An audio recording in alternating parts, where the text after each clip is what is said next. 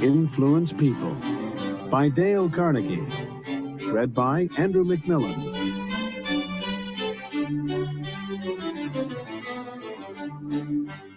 How this book was written and why.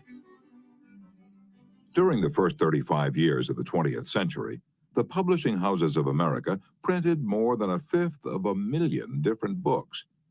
Most of them were deadly dull, and many were financial failures. Many, did I say? The president of one of the largest publishing houses in the world confessed to me that his company, after 75 years of publishing experience, still lost money on 7 out of every 8 books it published. Why then did I have the temerity to write another book? And after I had written it, why should you bother to read it? Fair questions both, and I'll try to answer them. I have, since 1912, been conducting educational courses for business and professional men and women in New York.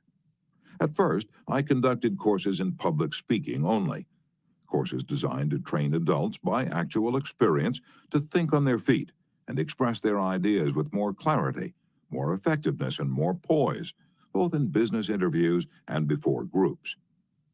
But gradually, as the seasons passed, I realized that as sorely as these adults needed training in effective speaking, they needed still more training in the fine art of getting along with people in everyday business and social contacts.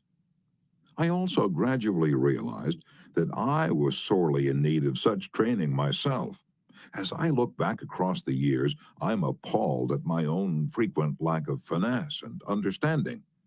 How I wish a book such as this had been placed in my hands 20 years ago. What a priceless boon it would have been.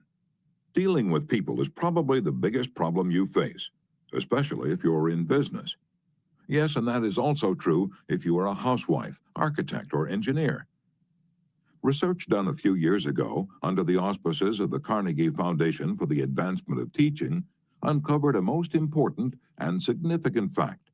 A fact later confirmed by additional studies made at the Carnegie Institute of Technology. These investigations revealed that even in such technical lines as engineering, about 15% of one's financial success is due to one's technical knowledge, and about 85% is due to skill in human engineering, to personality, and the ability to lead people. For many years, I conducted courses each season at the Engineers Club of Philadelphia, and also courses for the New York chapter of the American Institute of Electrical Engineers. A total of probably more than 1,500 engineers have passed through my classes. They came to me because they had finally realized, after years of observation and experience, that the highest paid personnel in engineering are frequently not those who know the most about engineering. One can, for example, hire mere technical ability in engineering, accountancy, architecture, or any other profession at nominal salaries. But the person who has technical knowledge plus the ability to express ideas, to assume leadership, and to arouse enthusiasm among people, that person is headed for higher earning power. In the heyday of his activity, John D. Rockefeller said that the ability to deal with people is as purchasable a commodity as sugar or coffee. And I will pay more for that ability, said John D., than for any other under the sun. Wouldn't you suppose that every college in the land would conduct courses to develop the highest priced ability under the sun?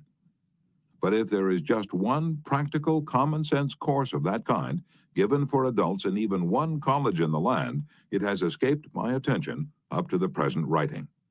The University of Chicago and the United YMCA schools conducted a survey to determine what adults want to study. That survey cost $25,000 and took 2 years. The last part of the survey was made in Meriden, Connecticut. It had been chosen as a typical American town. Every adult in Meriden was interviewed and requested to answer 156 questions. Questions such as, what is your business or profession? Your education? How do you spend your spare time? What is your income? Your hobbies, your ambitions, your problems? What subjects are you most interested in studying? And so on. That survey revealed that health is the prime interest of adults, and that their second interest is people, how to understand and get along with people, how to make people like you, and how to win others to your way of thinking. So the committee conducting this survey resolved to conduct such a course for adults in Meriden. They searched diligently for a practical textbook on the subject and found not one.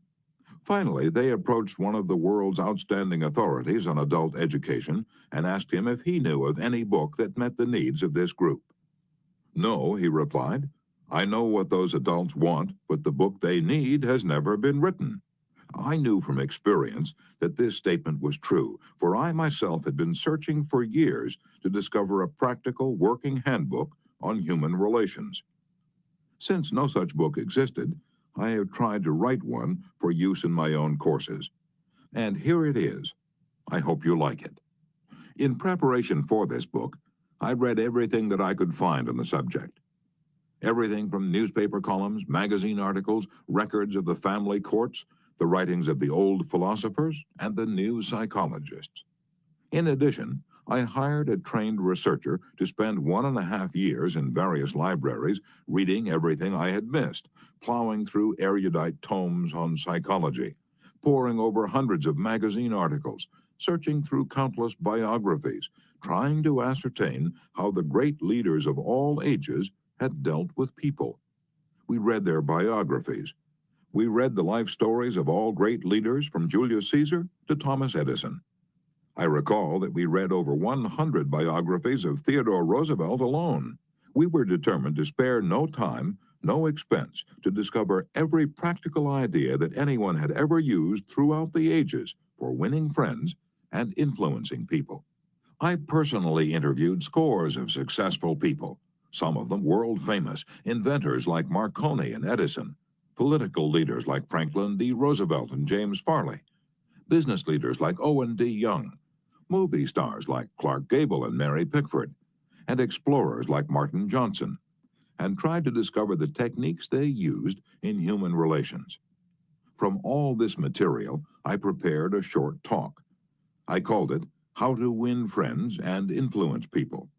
I say short, it was short in the beginning, but it soon expanded to a lecture that consumed 1 hour and 30 minutes. For years, I gave this talk each season to the adults in the Carnegie Institute courses in New York. I gave the talk and urged the listeners to go out and test it in their business and social contacts, and then come back to class and speak about their experiences and the results they'd achieved. What an interesting assignment.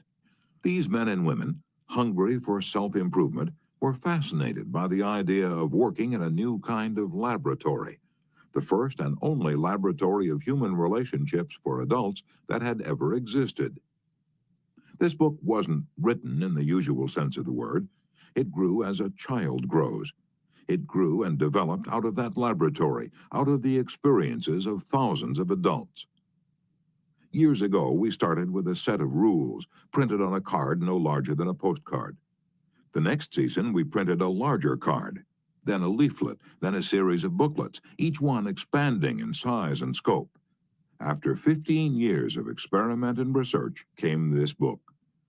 The rules we have set down here are not mere theories or guesswork. They work like magic.